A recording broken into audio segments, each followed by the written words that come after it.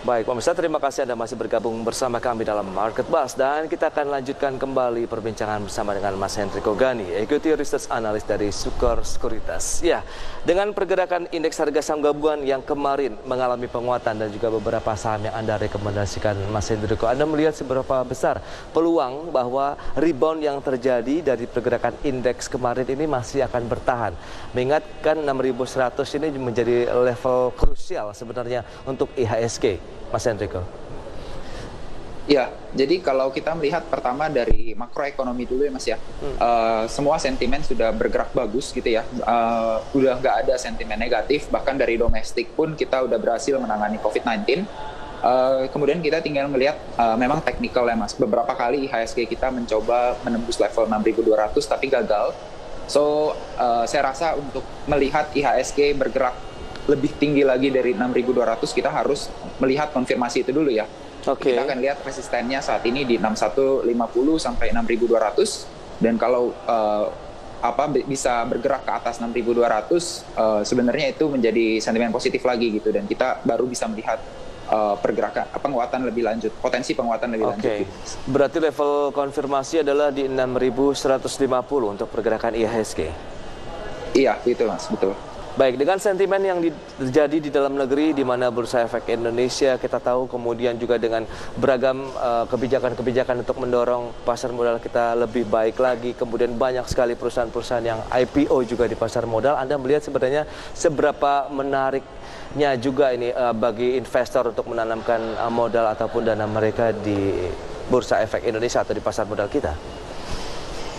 Ya, untuk saat ini saya rasa cukup menarik ya Mas ya, karena memang banyak minat investor kita yang ya cenderung jauh lebih besar ya Mas ya, di 2 tahun ini, 2020, 2021, dan kita punya proxy baru ya Mas ya, sekarang untuk teknologi.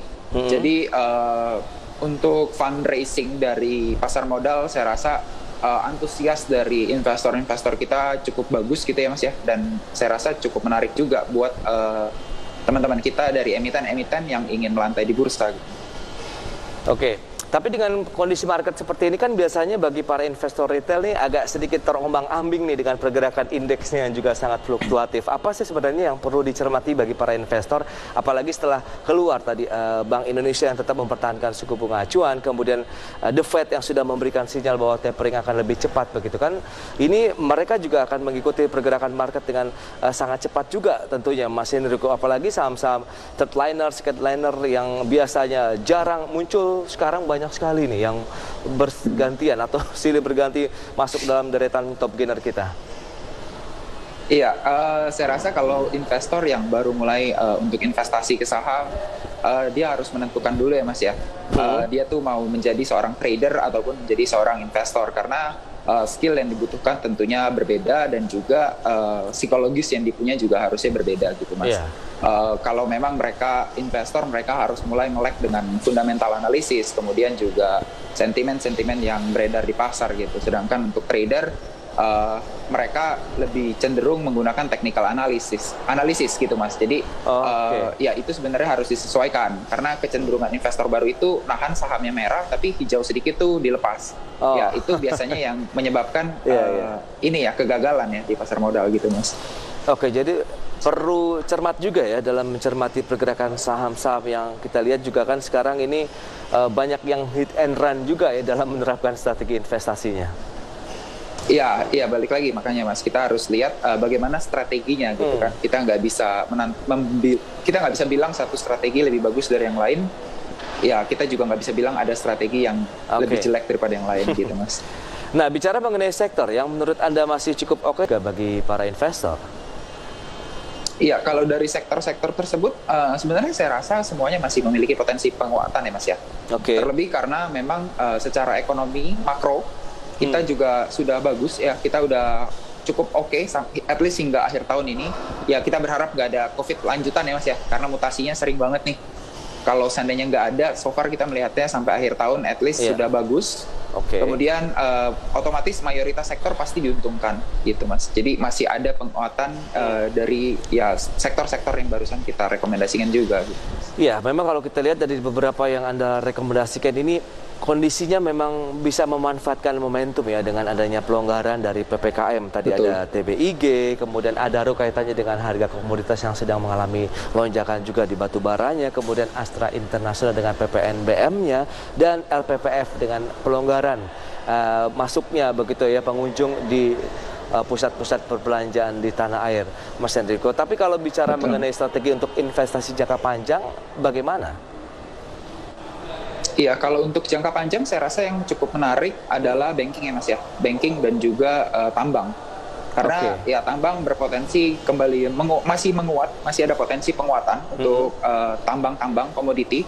Dan juga karena finance ini cenderung ini ya Mas ya, bergeraknya sesuai dengan proyeksi GDP gitu. Jadi loan growth kita. Jadi kalau kita melihat loan growth sudah mulai tumbuh, dan juga kalau kita melihat kalau ekonomi itu kembali tumbuh dan mau melakukan perusahaan-perusahaan mau melakukan ekspansi, mereka cenderung akan melakukan pinjaman ke bank gitu kan. Dan itu sebenarnya menjadi sentimen positif karena mendorong loan growth, pertumbuhan revenue dari emiten-emiten bank, kemudian juga membukukan net profit yang sebenarnya lebih tinggi juga, berpotensi lebih tinggi maksudnya. Jadi untuk jangka panjang saya rasa dua sektor itu yang masih menarik ya Mas ya untuk sekarang ini. Oke, berarti perbankan dan pertambangan. Tapi kalau kita bicara mengenai perbankan, Mas Hendriko, saham-saham big caps yang biasanya di keeps untuk jangka menengah panjang, justru belakangan ini kalau saya lihat fenomenanya kenapa jadi trading juga ya Mas? Iya, memang mungkin karena ini ya investor retail kita yang cenderung lebih suka trading ya. Cuman kalau memang mereka punya strategi untuk jangka panjang seperti buy and hold atau ini ya beli setiap bulan gitu, itu sebenarnya masih cukup potensial sih untuk perbankan kita, big caps kita terus, big caps perbankan maksudnya. Oke, masih dari perbankan yang Anda rekomendasikan untuk? Iya Mas. Baik, tapi kalau perbankan bicara mengenai skala prioritas, ini lagi-lagi yang BUMN atau yang dari swasta, misalnya antara Bank BRI atau Bank BCA? Sebenarnya kalau ngelihat sekarang ya Mas ya, potensi sekarang kita melihatnya BRI lebih prospek. Karena BRI cenderung masih turun ya harganya ya Mas ya.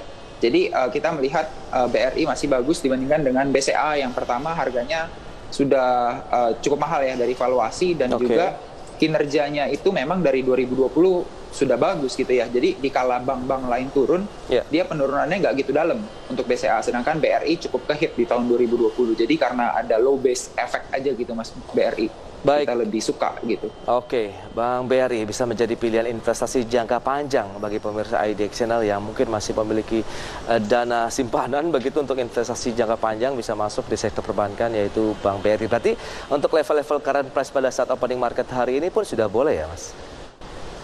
Untuk level saat ini saya rasa cukup murah ya Mas ya untuk BRI. Cuman balik lagi kalau investing kita harus mengatur money manajemennya gimana supaya kalau tetap turun tapi fundamental masih bagus, artinya ada divergen ya antara price dengan kinerja, kita masih bisa untuk melakukan pembelian gitu Mas. Baik, itu dia untuk jangka panjang Bank BRI. Nah, sekarang sudah pukul 9 waktu Indonesia Barat. Saatnya kita sampaikan dari pergerakan indeks harga saham gabungan hari ini mengalami penguatan ya, sudah berada di zona positif dengan kenaikan sekitar 0,24%, 6.124. Nah, level-level 6.124 sementara Anda katakan level yang menjadi salah satu ya bisa dikatakan konfirmasi dari penguatan indeks harga saham gabungan adalah 6.150. Anda melihat peluangnya dari sisi teknikal akan bisa tertembus? Dari sisi teknikal masih ada Mas, masih ada potensi untuk tertembus ya. Ya sekarang kita akan lihat aja apakah market bisa merealisasikan ya ekspektasi dari analis-analis gitu Mas. Oke. Kalau bicara mengenai level-level 6.200, ini kan memang menjadi salah satu level yang sebenarnya dinantikan banyak orang ya, dengan apalagi mereka yang sudah memiliki posisi loss begitu dan masih tetap di keep hingga saat ini. Anda melihat bagaimana strategi bagi para investor yang tengah menanggung kerugian terhadap portofolio yang mereka miliki? Kalau untuk itu sebenarnya kita harus lihat lagi ya Mas ya, bagaimana komposisi dari portofolionya itu sendiri. Karena kalau memang isinya yang fundamentalnya bagus, seharusnya masih bisa naik lagi. Cuman kalau isinya memang mungkin untuk saham-saham yang let's say kurang bagus ya fundamentalnya dan juga memang tadinya untuk trading, ya bukannya mustahil juga kalau nggak naik lagi gitu Mas. Baik, berarti memang itu menjadi salah satu strategi investasi yang perlu dicermati bagi para investor. Nah, bicara mengenai pergerakan Betul. indeks harga saham gabungan tadi sudah dibahas, kemudian tadi ada dua sektor yang Anda jagokan, yaitu Bank BRI dari sektor perbankan untuk investasi jangka panjang, kemudian pertambangan juga untuk investasi jangka panjangnya. Nah, Adaro tadi Anda rekomendasikan, apakah itu juga yang untuk investasi jangka panjang atau lebih tadi kalau swing trading saja?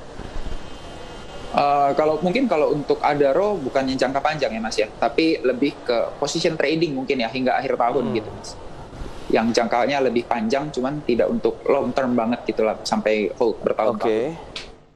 Baik, itu dia yang bisa menjadi pilihan investasi tentunya bagi para investor dalam menyikapi perdagangan hari ini, di mana indeks harga saham gabungan pagi ini nampaknya masih ada tenaga nih untuk terus melanjutkan penguatannya. Tadi Mas Hendriko sudah menyebutkan 6.150 sudah mulai ngintip-ngintip, begitu berarti ada peluang untuk tembus lagi ke 6.150, berarti ada kekuatan di sana. Beberapa saham yang direkomendasikan cukup beragam, ada TBIG, kemudian Adaro, bisa menjadi pilihan investasi, Astra International dan juga LPP. Nah, bicara mengenai kondisi market, Anda melihat sentimen yang akan mempengaruhi pergerakan indeks harga saham gabungan. Apakah masih ada lagi sentimen yang dinantikan oleh pelaku pasar sejauh ini? Karena kan data-data ekonomi bisa dikatakan sudah hampir keluar semua ini. Iya, saya rasa sih kalau untuk sampai akhir tahun ini nggak ada ya Mas ya, sentimen cenderung positif. Oke. Ya paling kita akan melihat akhir tahun nanti bagaimana The Fed karena akan stance-nya ya ke tapering off. Karena kan dia bilang paling cepat November, berarti kita akan lihat lagi bagaimana di bulan November gitu Mas. Baik. Dan kita akan sampaikan data-data dari saham-saham yang masuk dalam buruan para investor atau deretan saham-saham yang masuk dalam top gainers dan juga top loser yang sudah mulai dilepas. Dan pemirsa, mungkin Anda bisa menyaksikan selengkapnya di layar televisi Anda saham-saham apa saja yang hari ini masuk dalam deretan top gainers. Baik, itu dia beberapa saham. Memang kalau kita cermati dengan kondisi seperti saat ini, banyak sekali pilihan-pilihan beragam, dan ini lagi-lagi memang ya second liner, third liner yang masih menjadi incaran bagi para investor, Mas Hendriko. Ya, memang kalau kita ngelihat pasti top gainers itu ya bukan pasti ya, rata-rata dari second and third liner karena kapitalisasinya yang cenderung lebih kecil ya Mas ya, dibandingkan dengan big caps yang pastinya butuh effort lebih besar untuk membukukan kenaikan signifikan gitu. Iya. Untuk institusi bagaimana Anda melihat peluangnya? Maksudnya institusi Mas? Untuk investor institusi, apakah mereka juga akhirnya beralih kepada saham-saham yang ramai ditradingkan begitu, atau tetap mengincar saham-saham big cap sebenarnya? Sebenarnya kalau itu kita kembalikan ke investornya masing-masing ya Mas ya, karena kan investor institusi at the end sama seperti kita retail yang punya strategi masing-masing gitu Mas. Iya. Pasti ada beberapa fund yang memang sudah overweight ke big caps dan masih ada yang overweight ke beberapa saham second liner gitu ya Mas ya, ataupun second line yang di luar big caps lah gitu kita bilangnya. Tapi yang saya tahu cukup banyak fund yang sudah mulai bullish terhadap pasar saham kita gitu. Oh iya. Dari investor asing kita lihat juga kan terus melakukan akumulasi beli begitu. Memang pergerakannya year to date sudah cukup banyak begitu. Anda melihat bagaimana peluang untuk investor asing yang masih menyasar? Apakah memang ini karena memang sudah waktunya juga, karena tahun lalu mereka juga banyak yang keluar atau outflow dari pasar modal kita?